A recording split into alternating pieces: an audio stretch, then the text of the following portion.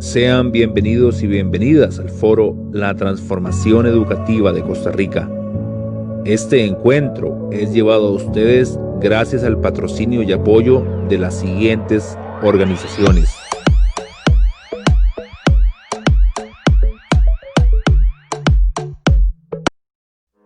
¿Qué haría usted si le fuese posible exportar sin necesidad de cerrar acuerdos con importadores, simplificando y externalizando los trámites de nacionalización, e incrementando los márgenes de ganancias hasta un 20 o 35% en promedio, y accediendo a grandes mercados tales como Israel o la Unión Europea, como si su empresa estuviese instalada localmente?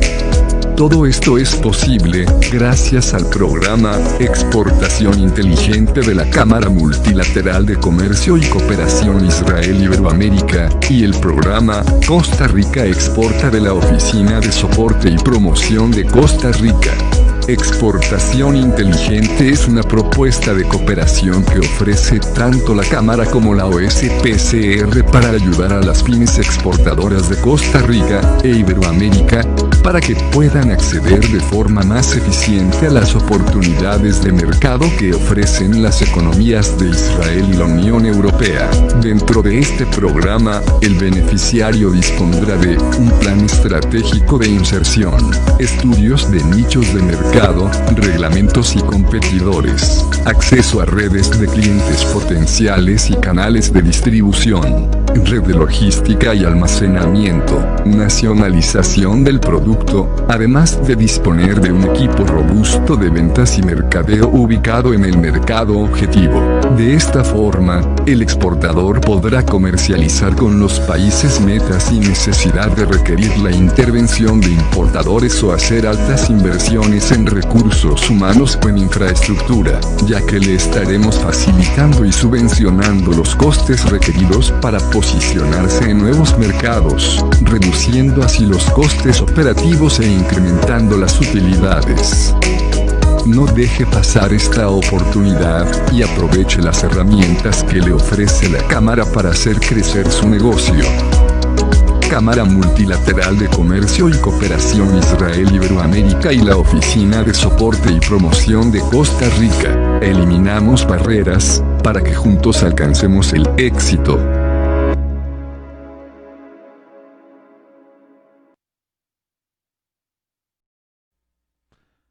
Buenos días, es un gusto saludarles desde San José de Costa Rica, a todas las personas que están conectadas en este momento en el foro La Transformación Educativa, que he llevado a ustedes gracias a un grupo de organizaciones visionarias que están comprometidas con el desarrollo del sistema educativo del país. Tenemos ya conexión abierta con varios de nuestros participantes. Tenemos hoy a un grupo de speakers muy capacitado, hombres y mujeres de Portugal, Colombia, Costa Rica, Finlandia, gente que nos va a hablar de los grandes retos que esta pandemia, entre otras cosas, ha traído para la educación pública y privada de nuestros países de América Latina. Y digo de nuestros países porque si bien estamos emitiendo desde Costa Rica, tenemos gente de Honduras, tenemos gente de Panamá, tenemos gente de Colombia, de Argentina, en fin, que han acudido a esta convocatoria de Foro Santander junto a nuestros aliados comerciales para llevar a cabo este foro, la transformación educativa de Costa Rica. En este momento vamos a dar inicio y precisamente para abrir el foro tenemos a Isabel Román, quien es la coordinadora del informe del Estado de la Nación sobre educación en Costa Rica. Durante varios años también ha sostenido el liderazgo del informe Estado de la Región en Centroamérica. Es máster en Sociología del programa de Maestría Centroamericana de Sociología de la Universidad de Costa Rica. Es catedrática de la Universidad Nacional y profesora de la Universidad de Costa Rica también. Cuenta con un posgrado en Políticas Públicas para el Desarrollo Social del Instituto Nacional de Administración Pública, INAP, de España, y es autora y coautora de varios libros y artículos de revistas. También es consultora de vastos organismos internacionales como CEPAL, UNICEF, OIT y el Fondo de Población de Naciones Unidas, así como Flaxo en América Latina, entre otros. Le damos la cordial bienvenida a Isabel Román en este momento dado. Isabel, buenos días, un gusto tenerte con nosotros y bienvenida al foro La Transformación Educativa de Costa Rica.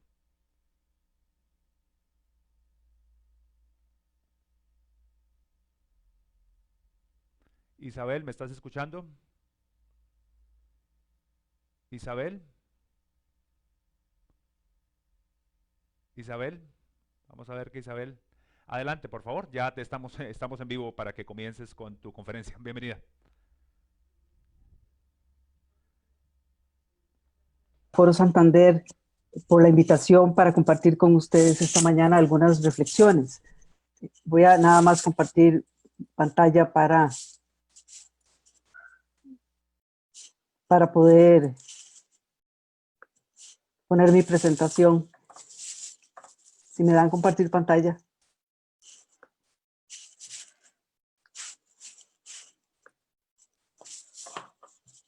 Listo.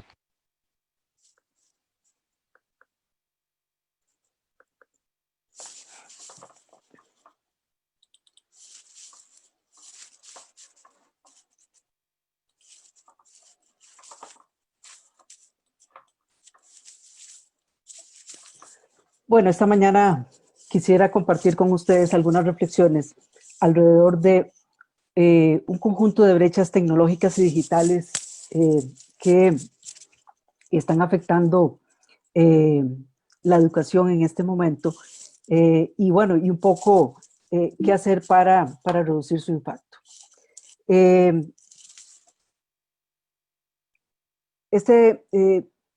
Vamos a ver, el sistema educativo costarricense fue uno de los primeros afectados por el actual contexto de pandemia.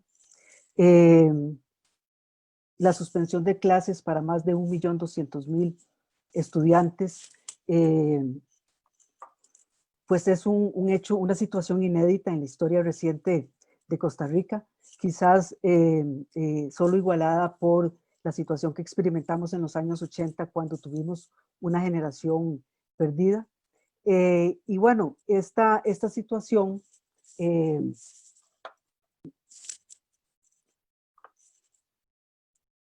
nos plantea un conjunto de desafíos importantes si queremos evitar que se incrementen las brechas de aprendizaje entre la población, especialmente la población más vulnerable, los estudiantes que provienen de los hogares más vulnerables. Sin lugar a dudas, la pandemia nos pegó como un meteorito, ¿verdad? Y vino a cambiarlo todo y nos sorprendió con un conjunto de tareas no hechas y de brechas no resueltas. Pero también hoy más que nunca con la pandemia nos queda claro para toda la sociedad la importancia de la escuela. La importancia de la escuela no solamente como un espacio para el desarrollo de los aprendizajes, sino la escuela también como un espacio para la nutrición y la alimentación de nuestros niños, niñas y adolescentes. También un espacio para la construcción de las relaciones sociales y de convivencia, y también un espacio para la protección y el cuidado. Hoy más que nunca estamos viendo problemas de violencia en las casas y nos recuerda que la escuela es un espacio también de protección y cuidado. ¿Y por qué señalo esto? Bueno, porque también la pandemia nos recuerda la importancia de la escuela, la escuela pública como un espacio que iguala, ¿verdad? Un espacio que atenúa la desigualdad.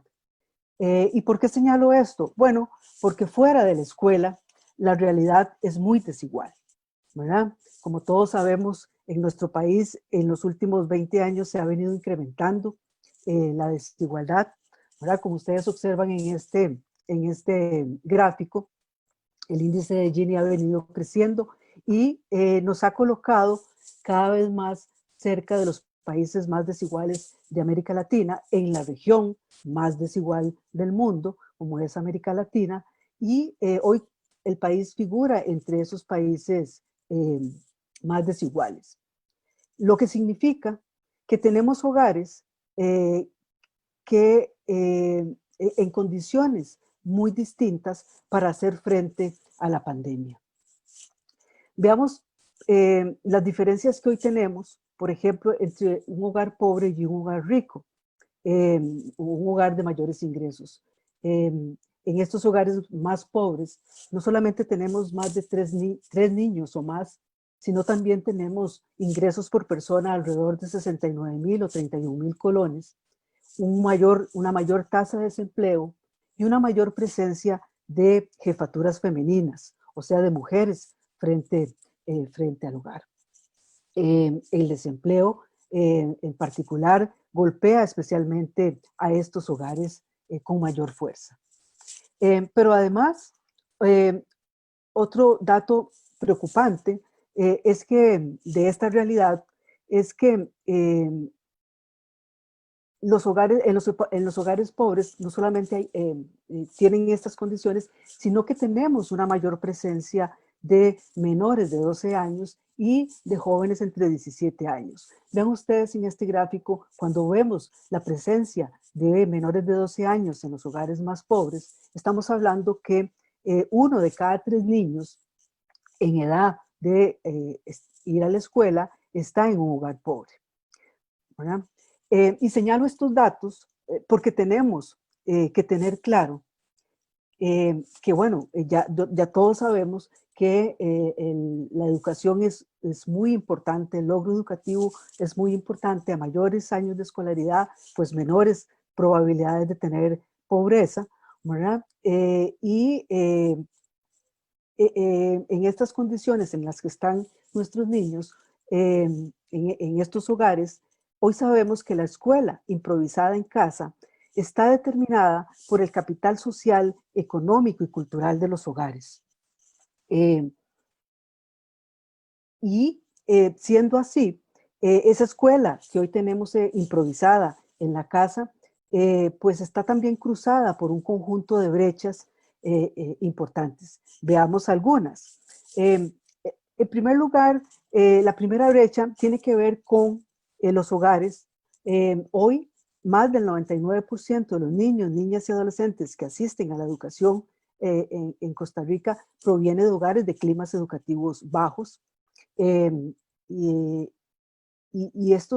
van a la escuela pública, ¿verdad? Estos hogares son hogares donde la mayor parte de los adultos que viven en esos hogares tienen primaria incompleta o menos. Son hogares donde esos adultos están concentrados en generar ingresos y por tanto tienen menos tiempo y menores recursos cognitivos para apoyar a los niños y a los adolescentes que están en casa. Obviamente, pues esto plantea una primera brecha importante respecto a los hogares de climas educativos altos, donde las condiciones son totalmente distintas. Pero también tenemos una segunda brecha, que es la brecha de acceso a una buena conectividad, ¿verdad?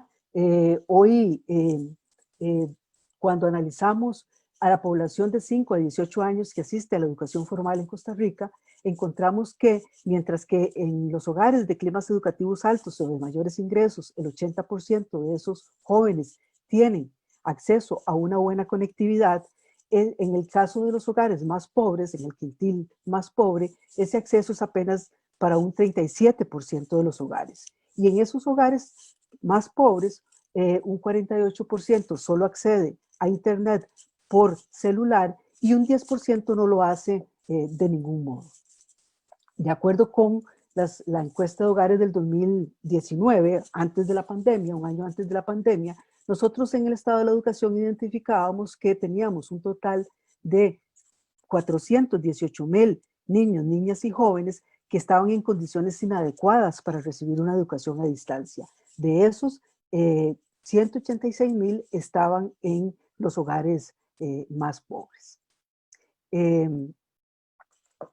decir, el piso no está parejo para todos, ¿verdad? Los niños que asisten a los centros públicos, que son la mayoría, están en desventaja respecto a la población que asiste a los centros privados, que son la minoría, porque apenas representan el 7% de la asistencia al sistema educativo, ¿verdad? Y en este caso, en estos niños, pues ellos no han interrumpido sus lecciones ni tampoco y han dejado de recibirlas mediante una buena conexión de educación virtual.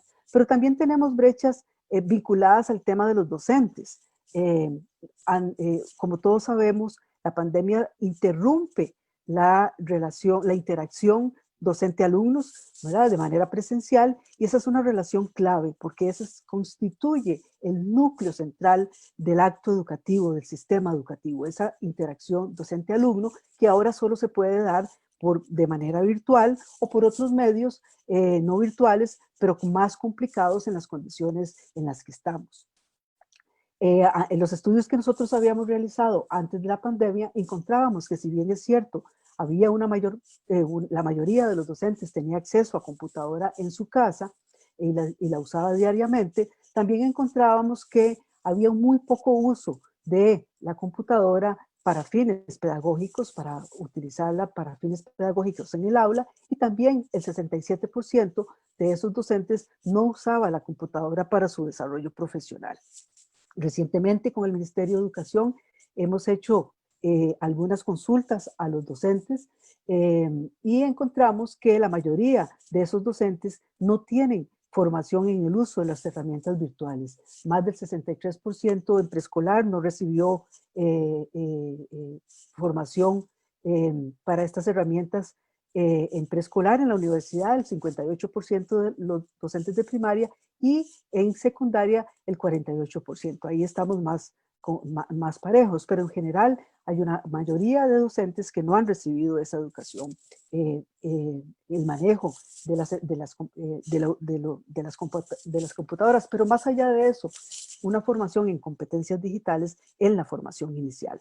Pero también tenemos brechas territoriales, que es otras brechas que están presentes y que están afectando el aprendizaje, ¿verdad? El acceso a una buena conectividad, mientras que en el 60% de los hogares de la zona central del país hay posibilidad de acceso a Internet, esa probabilidad de una buena conexión baja a menos, alrededor de un 40% o menos en algunas regiones como la región Brunca o las regiones huetares de nuestro país.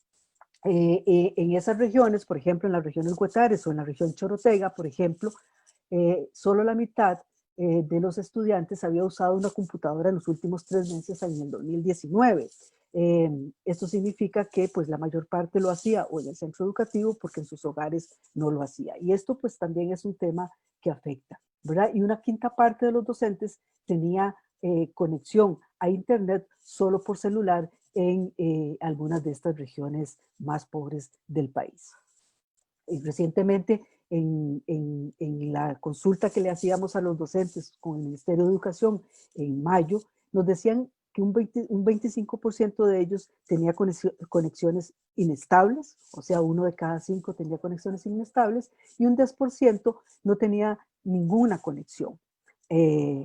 Estamos hablando de alrededor de 751 docentes, que ustedes dirán, bueno, es poco, no, pero lo importante es que ese 2% de docentes estaban ubicados en las direcciones regionales más vulnerables del país, como la región Sulá, que es indígena, la peninsular, Grande de Terra, Aguirre, Santa Cruz, Nicoya, Coto y Cañas. Pero también el sistema educativo tiene desigualdades internas y tenemos poblaciones especialmente sensibles a la exclusión educativa, como las poblaciones de los colegios nocturnos, jóvenes que no solamente estudian, sino que trabajan y que hoy están en una condición doblemente difícil, y estos eran poblaciones que ya prepandemia eran los que tenían los mayores niveles de exclusión, junto con las modalidades abiertas de jóvenes en las modalidades abiertas, que son esos jóvenes también que trabajan y que están muy sensibles a la exclusión educativa.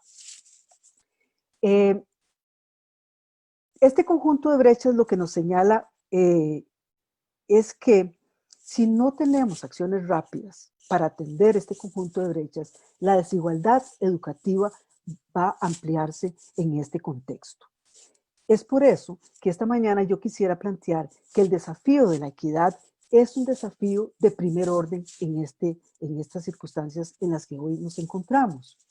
¿Y por qué planteo esto? Porque si no somos capaces de atender estas brechas rápidamente, especialmente esas brechas de conectividad para que se restablezca y esa relación docente-alumno pueda darse de la mejor manera posible, esas brechas se van a esas brechas se van a profundizar, vamos a tener mayor fracaso, vamos a tener un mayor distanciamiento de la escuela, ya no por la pandemia, sino por el abandono temprano que los estudiantes van a hacer. Y vean ustedes que esta generación, la generación de la pandemia que hoy tenemos, es una generación que en menos de 2 años ha tenido interrupciones importantes de sus ciclos lectivos. En el 2018 tuvimos una huelga con 4 meses donde no tuvimos lecciones. En el 2019 perdimos un mes más de lecciones por otra huelga provocada por la salida del ministro, y en el 2020 pues tenemos esta situación en donde no hemos suspendido las clases, pero estamos en estas condiciones de no tan buena conectividad.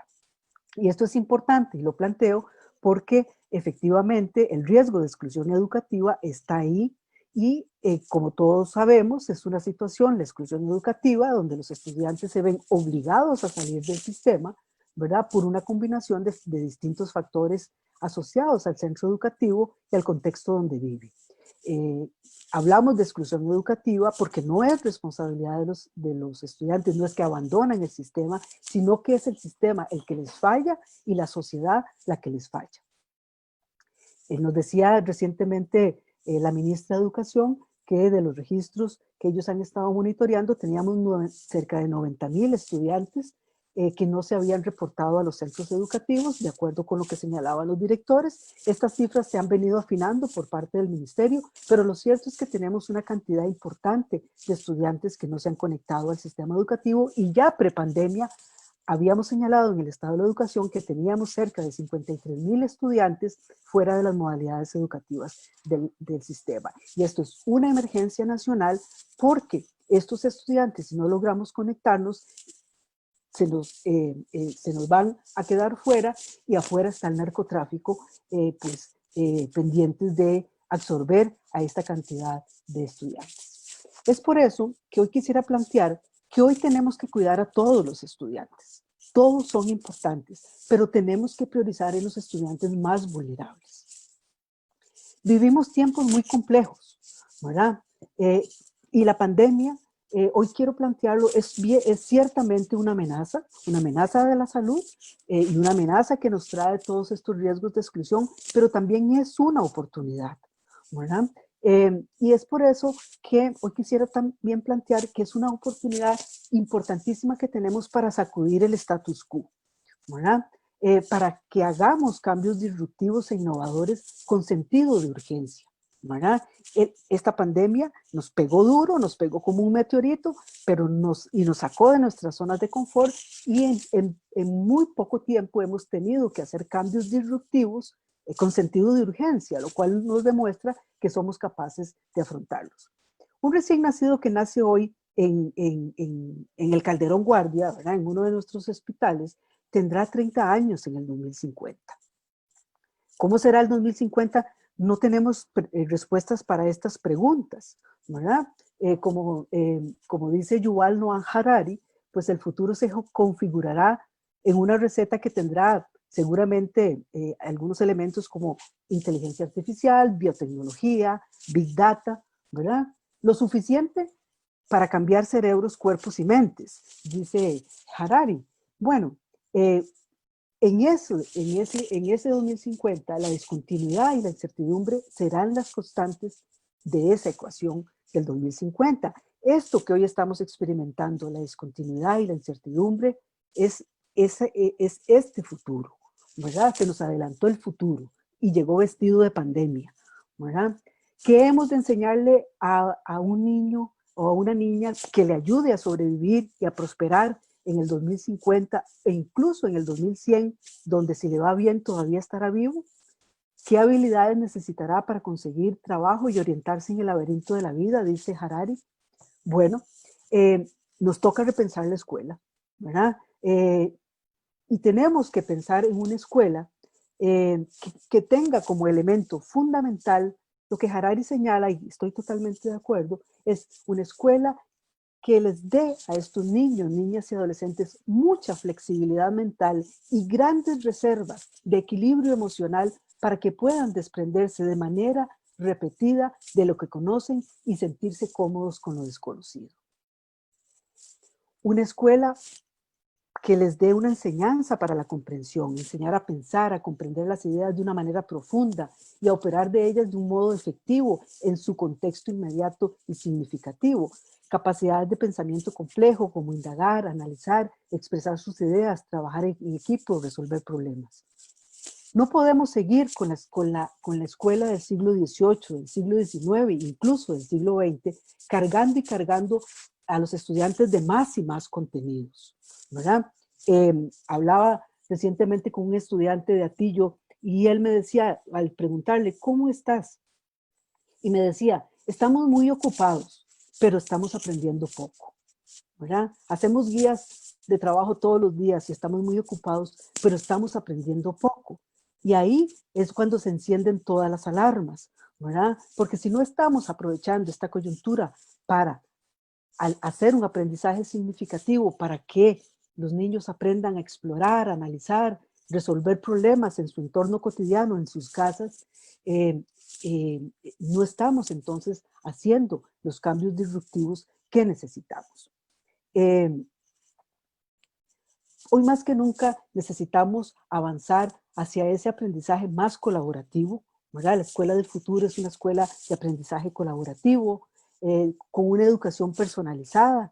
Y en el caso de Costa Rica tenemos una enorme oportunidad porque por el tema demográfico cada vez más tenemos menos niños en el tamaño de los grupos y eso es una oportunidad importantísima para desarrollar esa educación más personalizada. Una de las grandes enseñanzas que nos ha dejado esta pandemia es que los docentes han tenido que conocer la realidad de sus estudiantes en sus hogares, ¿verdad? Y darse cuenta que muchos de ellos tienen situaciones muy complicadas, ¿verdad? Y entonces aquí más que nunca la educación personalizada es importante y cada vez necesitamos convertir cada lección en un laboratorio de innovación, donde el docente pues esté ahí para hacer el andamiaje de apoyo a esa propuesta de trabajo más innovador y colaborativo de los estudiantes.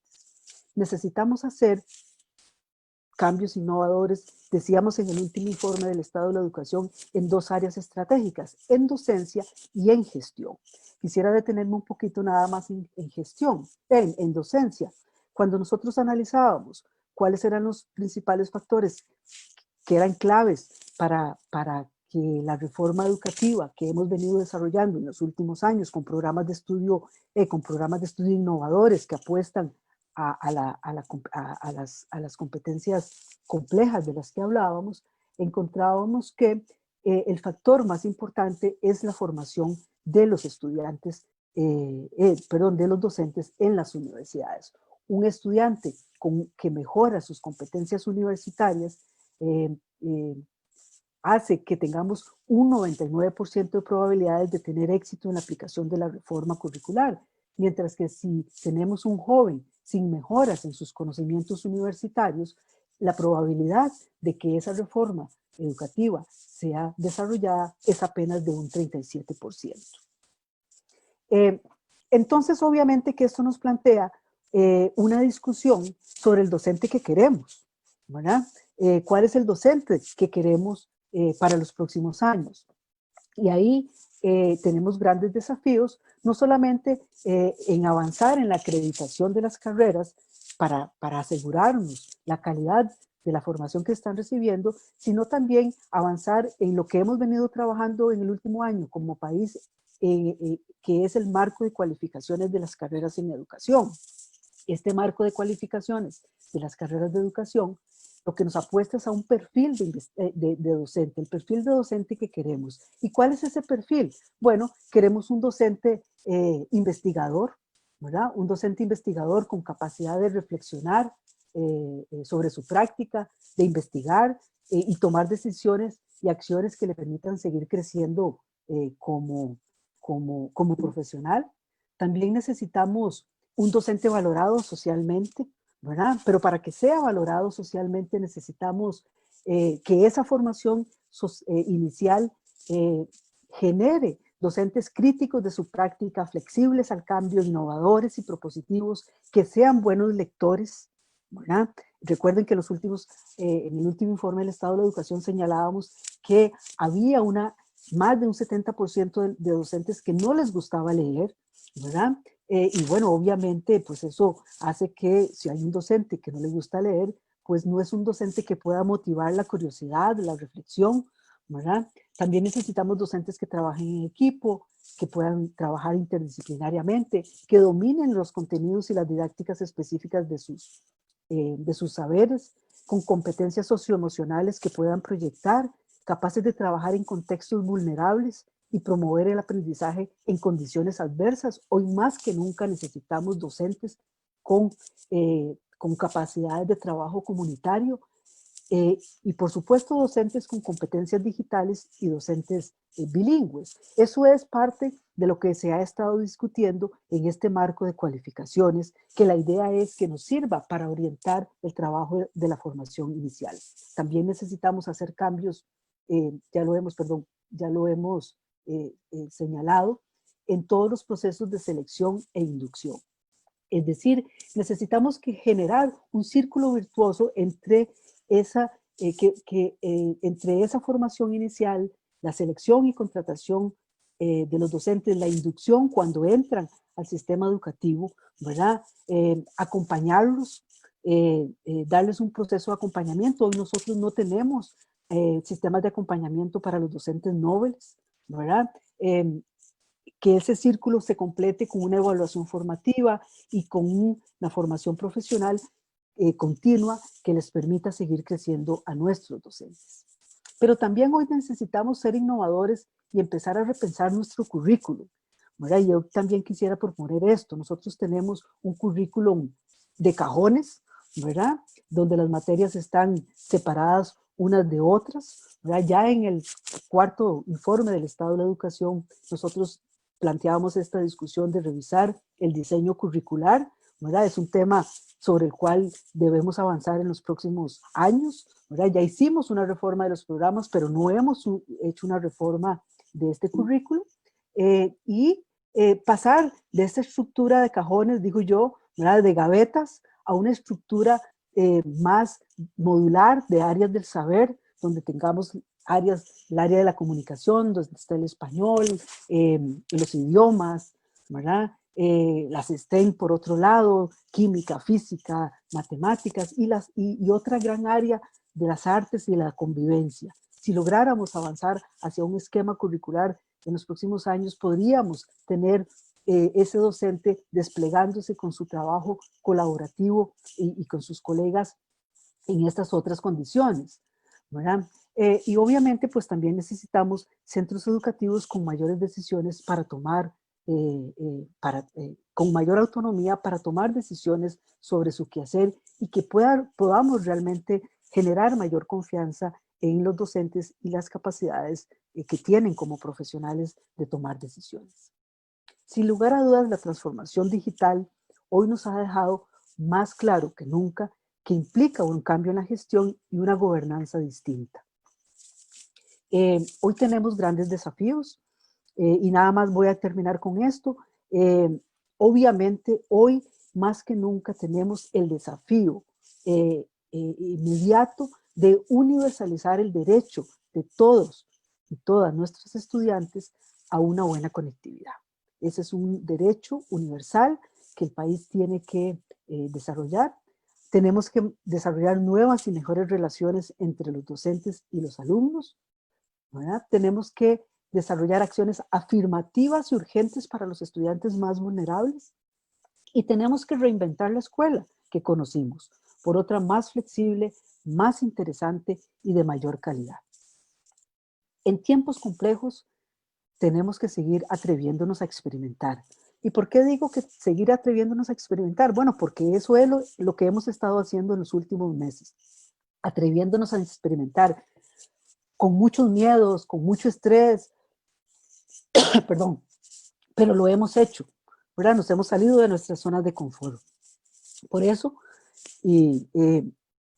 tenemos que reafirmar el futuro de la educación, que es un futuro colaborativo, que es un futuro de trabajar en equipo, y eso es lo que hoy quisiera, pues, con esto finalizar, que tenemos que seguir construyendo este futuro de la educación todos juntos. Esto no es solamente un trabajo del Ministerio de Educación, es un trabajo de las organizaciones de docentes, es un trabajo de la empresa privada, es un trabajo de la sociedad civil y del sector privado en general, es un trabajo de las familias, es un trabajo de todos, porque todos tenemos la responsabilidad de que el futuro de los niños, niñas y adolescentes que hoy tenemos sea un futuro que les permita realmente, pues, desarrollar sus capacidades y fundamentalmente ser felices. Muchas gracias.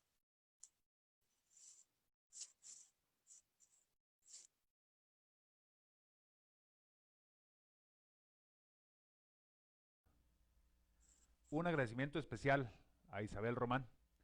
Isabel, muchísimas gracias por acompañarnos el día de hoy. Ha sido un placer escucharte. Definitivamente, como bien lo indicas, una serie de retos que quedan en el camino y que entre todos tenemos que sacarlos adelante. Recuerden que las consultas que ustedes quieran hacer también las pueden dirigir a info@foroseventos.com por si les surgen algunas consultas a lo largo del camino, y nosotros las canalizaremos directamente con los speakers correspondientes. Vamos a un comercial de nuestros patrocinadores. ¿Qué haría usted si le fuese posible exportar sin necesidad de cerrar acuerdos con importadores, simplificando y externalizando los trámites de nacionalización, e incrementando los márgenes de ganancias hasta un 20 o 35% en promedio, y accediendo a grandes mercados tales como Israel o la Unión Europea, como si su empresa estuviese instalada localmente? Todo esto es posible gracias al programa Exportación Inteligente de la Cámara Multilateral de Comercio y Cooperación Israel-Iberoamérica, y el programa Costa Rica Exporta de la Oficina de Soporte y Promoción de Costa Rica. Exportación Inteligente es una propuesta de cooperación que ofrece tanto la Cámara como la OSPCR para ayudar a las pymes exportadoras de Costa Rica e Iberoamérica, para que puedan acceder de forma más eficiente a las oportunidades de mercado que ofrecen las economías de Israel y la Unión Europea. Dentro de este programa, el beneficiario dispondrá de un plan estratégico de inserción, estudios de nichos de mercado, reglamentos y competidores, acceso a redes de clientes potenciales y canales de distribución, red de logística y almacenamiento, nacionalización del producto, además de disponer de un equipo robusto de ventas y mercadeo ubicado en el mercado objetivo. De esta forma, el exportador podrá comercializar con los países meta sin necesidad de requerir la intervención de importadores o hacer altas inversiones en recursos humanos o en infraestructura, ya que le estaremos facilitando y subvencionando los costes requeridos para posicionarse en nuevos mercados, reduciendo así los costes operativos e incrementando las utilidades. No deje pasar esta oportunidad y aproveche las herramientas que le ofrece la Cámara para hacer crecer su negocio. Cámara Multilateral de Comercio y Cooperación Israel-Iberoamérica y la Oficina de Soporte y Promoción de Costa Rica. Eliminamos barreras para que juntos alcancemos el éxito.